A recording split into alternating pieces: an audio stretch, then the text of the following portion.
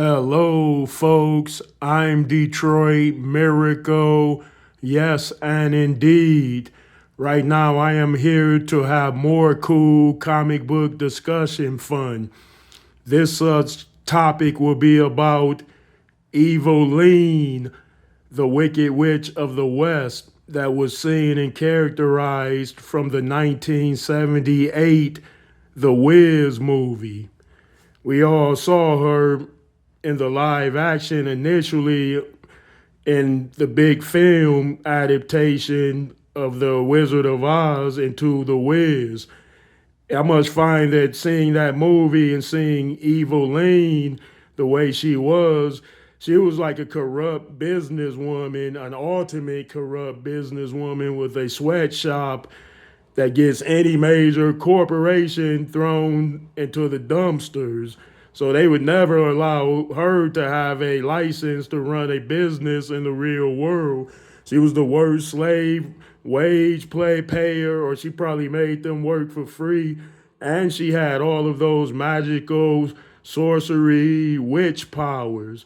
Yes, she could control elemental forces of nature, teleportation, and anything else characterized of her doing so in any particular characterization of her. So there's not much related comic books information in terms of the Wiz comic book line. It's in a much limited capacity. There's not many comics of that around, but they do have a color book or a coloring book series where if you draw it in, you draw the faces in as part of the story, and then by the time you reach the end of the book, you solve the puzzle. And yes, it also stars Evillene as the Wicked Witch of the West in characterization. So, and that's like in comic book format in a way because you draw it in with crayons or magic markers or something like that, and you can see certainly the Wicked Witch characterized in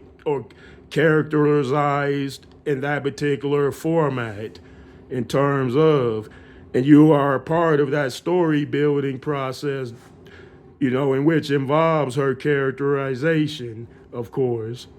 So, in the live action adaptation of the Wicked Witch of the West, she was a cruel slave owner or slave wage sweatshop owner. She was a crooked, corrupt industrialist with major witchcraft powers and businesswoman fixations at the same time.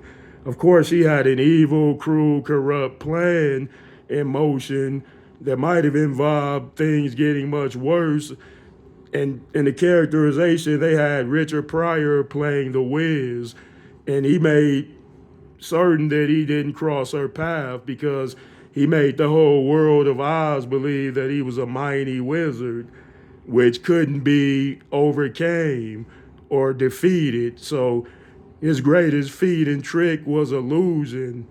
So the Wiz really is the ultimate trickster, deceiver, and wizard that way, especially if he's able to pull it off against real magical wielders and workers, such as Evillene. Okay, folks, that's pretty much my assessment of Evillene. I think she's a great, powerful witch, in which is canalized. So go check her out. Indeed.